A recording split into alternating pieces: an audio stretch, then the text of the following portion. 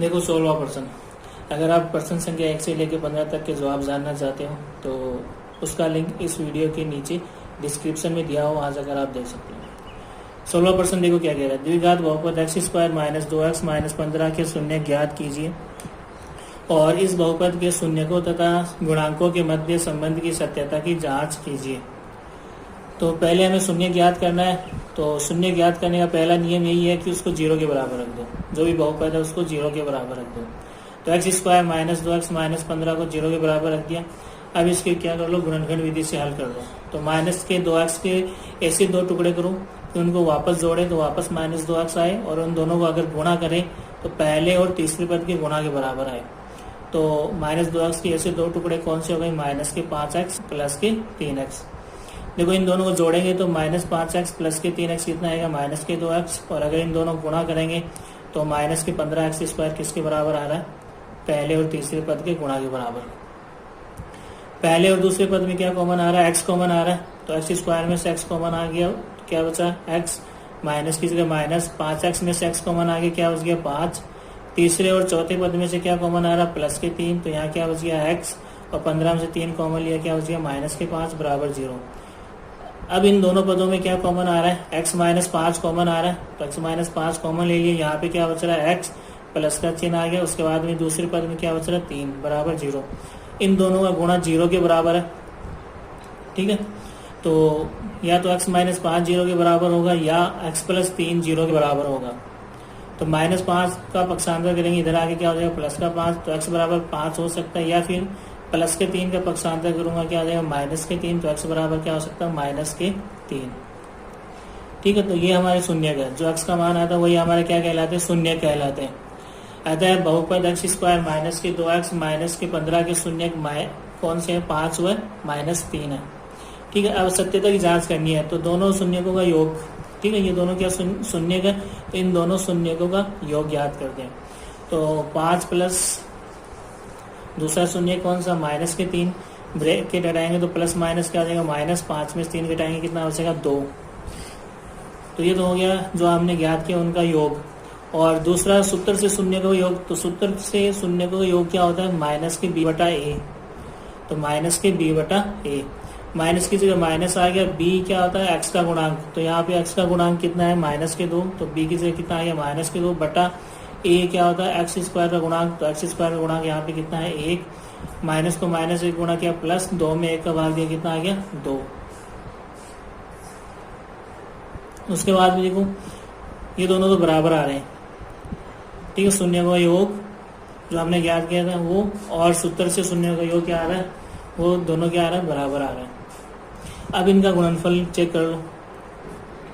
तो देखो शून्यकों का गुणनफल, तो हमारे शून्य कौन से थे 5 और माइनस 3।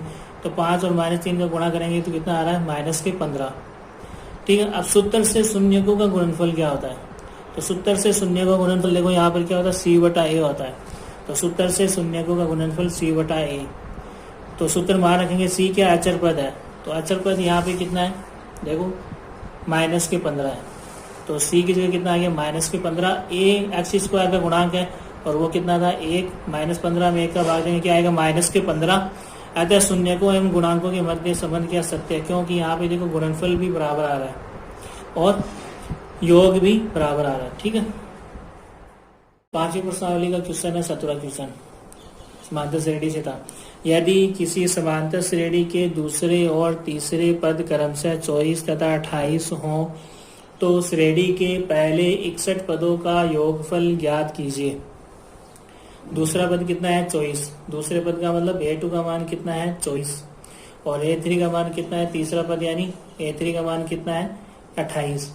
अब देखो यहाँ पे a2 को हम क्या लिख सकते हैं an के सूत्र से। a2 बराबर क्या हो गया a plus n minus 1, n की जगह कितना है 2, तो 2 माइनस 1 गुणा d। 2 में से 1 घटाएंगे 1 बचेगा, 1 को d से गुणा करेंगे कितना आएगा d, और a की जगह a। तो a2 को हम क्या लिख सकते हैं a प्लस d। तो a2 की जगह कितना आ गया a प्लस डी, बराबर की जगह बराबर, 24 की जगह 24, ये क्या होगी समीकरण 1। फिर a3 का मान हमें दे रखा है, तीसरा पद कितना है 28 है। तो और a3 को हम an के सूत्र से क्या लिखेंगे देखो a प्लस n माइनस एक, एन की जगह कितना है 3 माइनस एक, डी की जगह डी रखना है। 3 में से एक हटाएंगे 2, 2 को डी से गुणा करेंगे 2d, और ए की जगह कितना आ गया a। तो a3 को हम क्या लिख सकते हैं a प्लस 2d। तो a3 को हटा के क्या लिख दिया a प्लस 2d बराबर की जगह बराबर, 28 की जगह 28, ये समीकरण 2। उसके बाद में हमें क्या करना है, समीकरण 2 में से समीकरण 1 को घटाने पर, तो समीकरण 2 क्या थी a प्लस 2d बराबर 28, तो a प्लस 2d बराबर 28। उसमें से क्या घटा रहे हैं समीकरण 1, तो समीकरण 1 क्या थी a प्लस d बराबर 24। तो इसके नीचे लिख दो a के नीचे a प्लस d के नीचे d बराबर के नीचे बराबर प्लस 24, अचर पद के नीचे अचर पद। घटा रहे हैं तो सभी का चिन्ह चेंज हो गया, a से a कैंसिल हो गया, 2d में से d घटाया कितना बचा है d बराबर की जगह बराबर आ गया, 28 में से 24 घटाया कितना बच गया 4। इसको समीकरण 3 दे दो। d का मान समीकरण 1 में रखने पर, d का मान समीकरण 1 में रखने पर, तो समीकरण 1 में क्या है a, तो a की जगह a प्लस d का मान कितना रखना है 4 बराबर कितना है 24 है, बराबर कितना है 24 है। प्लस के 4 का पक्षांतर करूंगा तो क्या हो जाएगा माइनस के 4, 24 में से 4 घटाएंगे कितना बच जाएगा 20, तो a का मान कितना आ रहा है 20 और d का मान कितना आ रहा है 4। अब हमें क्या लगाना है SN का सूत्र, तो SN बराबर क्या हो जाएगा n बटा 2 bracket 2a plus n minus 1 गुणा d, तो n का मान कितना हो गया 61 हो गया, बराबर n का मान कितना हो गया 61 बटा 2 ब्रैकेट 2 की जगह 2 गुणा a का मान कितना है 20, प्लस की जगह प्लस आ गया।